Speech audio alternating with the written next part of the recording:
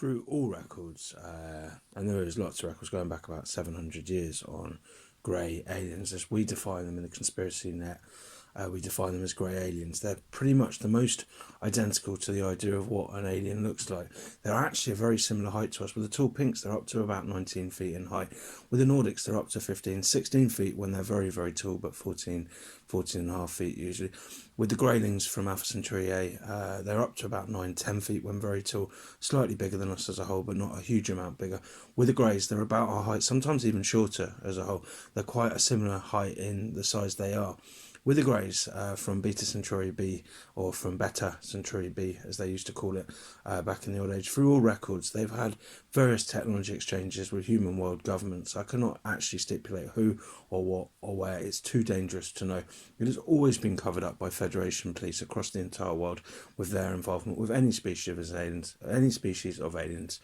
But with the extraterrestrial equal beings, the grey aliens from B Centauri B, or Beta Centauri B, they are known to have technology, which, while all aliens are, which is slightly different, slightly obscure in comparison to the stereotypical sort of ufology or flying saucer sightings that one has. In this particular video, you can clearly see that something is displaying. It may not be clear to you if you are not an expert witness of this sort of situation what it is.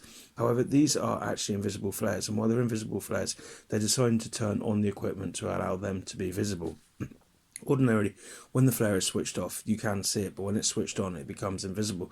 And it's lightsaber technology, and while it's lightsaber technology, it combines lightsaber technology with sort of firework fizzle technology, which is, it basically is fitted with an expulsion of flammable substance, nitrate, amyl nitrate mainly as well, which then displays into the air. So this is actually generally, through all records and through all track communication that we've always seen, when you see one of these type of things, where you see sort of like a firework effect coming off from a flying saucer, it's almost always going to be Beta Centauri B, the grey aliens themselves. And what it is, this is possibly warning these in particular people or somebody in the area.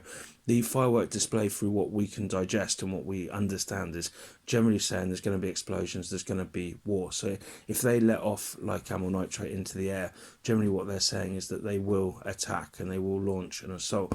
They are deadly, deadly, deadly aliens, but they have huge involvement through records for the last 120 years, mainly in the UK as a whole. Through Dorset, they've been known to knock on people's houses and ask them to leave the house as they've been given their own house, or given the person's house by the police force, which has then seen people pick up the phone to the local council to explain aliens are trying to evict them and look crazy. However, in reality, this has all gone in national press in the past, during the 40s and 50s as well, where even 2 people in Poole were asked to leave their house by 2 grey aliens mainly. And these were 2 people that rode motorbikes that spoke to the police, and the police didn't sort it out and denied any wrongdoing at all.